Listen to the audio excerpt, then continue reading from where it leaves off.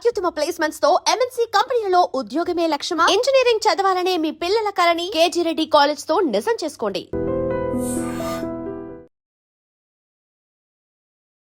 Telangana municipal ఎన్నికల ఫలితాలు ఈరోజు 8 గంటలకు కౌంటింగ్ అయితే స్టార్ట్ అయింది. సో కౌంటింగ్ కేంద్రాల దగ్గర ఓట్ల లెక్కింపు ప్రక్రియ మొదలైపోయింది. సో ఓట్ల కౌంటింగ్కు సంబంధించి అయితే అధికారులన్నీ ఏర్పాట్లు చేశారు. రాష్ట్ర ఎన్నికల సంఘం పూర్తి స్థాయిలో ఏర్పాట్లు అయితే ఫినిష్ చేసింది. అండ్ పోలింగ్ కేంద్రాల వద్ద భద్రతా ఏర్పాట్లని మనం చూస్తూ ఉన్నాం.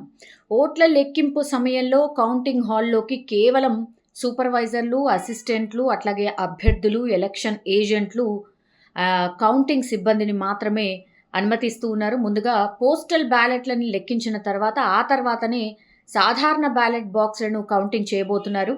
సో తెలంగాణలోని 116 మున్సిపాలిటీలు అట్లాగే 7 కార్పొరేషన్లకు 2987 వార్డుల పరిధిలో బుధవారం నాడు 7 గంటల నుంచి 5 గంటల వరకు ఓటింగ్ జరిగింది. రాష్ట్ర వ్యాప్తంగా అయితే 73% సంబంధించిన పోలింగ్ నమోదైనట్టు అధికారికంగా రాష్ట్ర ఎన్నికల సంఘం కూడా ప్రకటించింది. యాదాద్రి భువనగిరి జిల్లా చౌటుప్పల్ మున్సిపాలిటీలో అత్యధికంగా 91% పోలింగ్ నమోదైంది. నల్గొండ జిల్లా నందికొండ మున్సిపాలిటీలో చాలా తక్కువగా 59% మాత్రమే ఓటు వేసినట్టు ఈసీ అయితే ప్రకటన జారీ చేసింది. సో కార్పొరేషన్ల విషయానికి వస్తే గనక అత్యధికంగా నల్గొండలోనే 77% ఓటింగ్ నమోదైంది. అండ్ చాలా తక్కువగా అంటే నిజామాబాద్లో 59% మాత్రమే ఓటింగ్ నమోదైంది. అండ్ అన్నిటినీ చూస్తే గనక నిన్నటి వరకు కూడా ఎగ్జిట్ పోల్స్కి సంబంధించి చాలా ఎగ్జిట్ పోల్స్ మనకు వెలువడ్డాయి.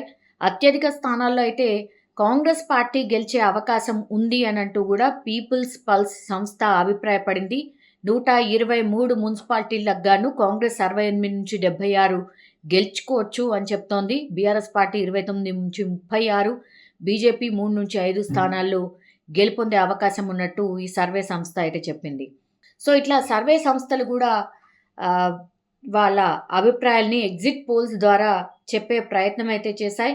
కౌంటింగ్ ప్రక్రియ ఒకవైపు జరుగుతుంటే ఇంకోవైపు ఏమో పూర్తి స్థాయిలో ఈ అభ్యర్థులు ఎవరైతే పోటీ చేశారో అండ్ గెలుపొందే అవకాశం ఉన్నటువంటి అభ్యర్థులని ఆల్రెడీ అన్ని పార్టీలు కూడా క్యాంపులకు తరలిస్తున్నాయి. ఎందుకంటే 16వ తారీఖున పూర్తి స్థాయిలో వీళ్ళందరికీ ప్రమాణ స్వీకారోత్సవం అండ్ ఎవరు మేయర్ కాబోతున్నారు ఇదంతా ప్రక్రియ ఉంటుంది కాబట్టి సో ఆల్రెడీ నిన్నటి నుంచే అన్ని పార్టీలు అటు బీజేపీ అనుకోండి, బీఆర్ఎస్ అనుకోండి అండ్ కాంగ్రెస్ అనుకోండి వీళ్ళందరూ కూడా తమ తమ అభ్యర్థులని పూర్తి స్థాయిలో క్యాంపులకు తరలిస్తున్నాయి. ముందు జాగ్రత్తగా క్యాంపులకు తరలించడం వెనుక అంటే మేయర్ సీట్ మీద ప్రభావం పడుతూ ఉంటుంది. మనకు తెలుసు కొంచెం అటు ఇటుగా గెలుపొందినటువంటి పార్టీలు మిగతా పార్టీల వాళ్ళని కలుపుకునే ప్రయత్నం చేస్తూ ఉంటాయి. మేయర్ పీఠం దక్కించుకోవడానికే ప్రయత్నం చేస్తూ ఉంటాయి కాబట్టి అందులో భాగంగానే పెద్ద ఎత్తున ఇప్పుడు క్యాంప్ రాజకీయాలు స్టార్ట్ అయ్యాయి. అన్ని జిల్లాల్లో కూడా అన్ని ఉమ్మడి జిల్లాల్లో కూడా ఇదే కొనసాగుతున్నటువంటి పరిస్థితి. సో ఓట్లన్నీ అయిపోయాయి. ఇప్పుడు లెక్కింపు స్టార్ట్ కాబోతోంది. గెలుపు ఎవరు అనేది ఈరోజు తేలబోతోంది కాబట్టి అప్పుడే ఈ క్యాంప్కి సంబంధించిన రాజకీయాలు అన్ని పార్టీలు స్టార్ట్ చేశాయి. ముందు జాగ్రత్త చర్యల్లో భాగంగా అందరి అభ్యర్థులని కూడా అన్ని పార్టీలు కూడా వాళ్ళ క్యాంప్కి తరలించేశాయి. సో ఈరోజు ఉత్కంఠగా వాళ్ళందరూ కూడా అంటే వాళ్ళ ఫోన్లు కూడా స్విచ్ ఆఫ్, ఫ్యామిలీకి కూడా అందుబాటులో లేరు. వీళ్ళంతా అభ్యర్థులంతా కూడా క్యాంపులకు మూవ్ అయిపోయారు. గెలిచిన తర్వాత గెలుపు సంబరాల్లో వాళ్ళు ఉండే అవకాశం లేదు, కానీ మిగతా ఫ్యామిలీ మెంబర్స్ అనుకోండి వాళ్ళు గెలుపు సంబరాల్లో పాల్గొంటారు. బట్ 16వ తారీఖు మాత్రం వీళ్ళందరూ కూడా డైరెక్ట్గా అంటే ఎక్కడైతే ప్రమాణ స్వీకారం జరుగుతుందో అక్కడికి మాత్రమే డైరెక్ట్గా ఈ పార్టీలన్నీ కూడా తరలించే అవకాశం అయితే కనిపిస్తోంది. సో అందరి పార్టీలో ఉత్కంఠ, ఏం జరగవచ్చు ఏంటి అనేది కూడా ఒక ఉత్కంఠ అయితే కనిపిస్తోంది. బ్యాలెట్ పద్ధతుల్లో ఎన్నికలు జరిగాయి కాబట్టి కొంత ప్రక్రియ ఆలస్యం కావచ్చు. ఒక్కొక్క వార్డుకి సంబంధించి 2000 నుంచి 3000 ఓట్లు ఉండొచ్చు. సో ఫస్ట్ ఈ గవర్నమెంట్కి సంబంధించిన అఫీషియల్స్కి సంబంధించిన బ్యాలెట్స్ ఓపెన్ అవుతాయి. అవి లెక్కించిన తర్వాతనే మిగతా బ్యాలెట్లను ఓపెన్ చేసి అన్నిటినీ ఒక్కొక్క పార్టీకి సంబంధించిన ఓట్ బాక్సెస్ ఉంటాయి. సో, ఏ పార్టీకి ఓటేసిన అభ్యర్థికి ఆ పార్టీల దాంట్లో ఆ బాక్స్‌లలో వేసిన తర్వాత కట్టలు కట్టి దెన్ కౌంటింగ్ మొదలుపెడతారు. సో, ఇవన్నీ స్టార్ట్ కావడానికి దగ్గర దగ్గర 8 గంటల నుంచి ఫస్ట్ సిబ్బంది ఈ కట్టలు కడతారు కాబట్టి కొద్దిగా అంటే 10, 10:30 ప్రాంతం నుంచి ఒక ట్రెండ్ స్టార్ట్ అవుతుంది అనేటువంటిది అందరూ ఎక్స్‌పెక్ట్ చేస్తున్న పరిస్థితి.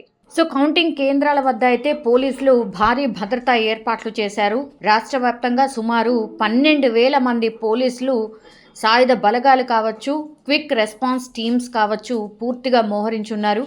కౌంటింగ్ కేంద్రాల పరిసర ప్రాంతాల్లో ప్రస్తుతమైతే నిషేధ ఆజ్ఞలు అమలు చేస్తూ ఉన్నారు. అభ్యర్థులు కావచ్చు, వారి ఏజెంట్లు కావచ్చు తప్పనిసరిగా ఐడి కార్డ్ని కలిగి ఉండాలి అని ఎన్నికల అధికారులు స్పష్టంగా చెప్పినటువంటి పరిస్థితి. సరైన గుర్తింపు పత్రం లేకుండా ఎవరికి కేంద్రంలోకి అనుమతి ఉండదు అని చెప్పేశారు. అండ్ వెబ్ కాస్టింగ్ ద్వారా పూర్తి ప్రక్రియను తెలంగాణ డీజీపీ శివధర్ రెడ్డి తన కార్యాలయం నుంచే మొత్తం ప్రత్యేకంగా పర్యవేక్షణ చేయబోతున్నారు. భద్రతా పరంగా ఎలాంటి అవాంఛనీయ ఘటనలు జరగకుండా అయితే ముందస్తు చర్యలు తీసుకున్న సిచ్యువేషన్ అయితే మనకైతే కనిపిస్తోంది. ఇక కౌంటింగ్ ప్రక్రియ ఎలా జరుగుతోంది? అసలు మొదట పోస్టల్ బ్యాలెట్ల లెక్కింపు స్టార్ట్ చేస్తారు. దాని తర్వాత సాధారణ బ్యాలెట్ల లెక్కింపు ఉంటుంది. ప్రతి వార్డు వారీగా బ్యాలెట్ పెట్టెలను కౌంటింగ్ టేబుల్ల వద్దకు తీసుకొస్తారు. దెన్ పోలింగ్ కేంద్రాల వారీగా 25 చొప్పున బ్యాలెట్లను కట్టి డ్రమ్లో వేసి వాటన్నిటిని కలిపిన తర్వాత లెక్కింపు అయితే స్టార్ట్ అవుతుంది. ప్రతి రౌండ్లో 1000 బ్యాలెట్ పత్రాలను అంటే 40 బండిల్స్ ఒక్కో టేబుల్కు కేటాయిస్తారు. అభ్యర్థుల వారీగా ప్రత్యేకంగా ఏర్పాటు చేసినటువంటి ఒక చెక్క ట్రేలలో వారికి వచ్చిన ఓట్లను వేరుగా వేస్తారు. ప్రతి 100 ఓట్లను ఒక కట్టగా కట్టి నమోదు చేస్తూ ఉంటారు. రౌండ్ ముగిసిన వెంటనే అభ్యర్థులకు వచ్చిన ఓట్లు కావచ్చు, నోటా ఓట్లు కావచ్చు, చెల్లని ఓట్లు కావచ్చు, ఆ వివరాలను నమోదు చేసి అభ్యర్థుల ఏజెంట్ల సంతకాలు తీసేసుకుంటారు అక్కడే. సో, ఈ విధానాన్ని ప్రతి వార్డులో అమలు చేస్తారు.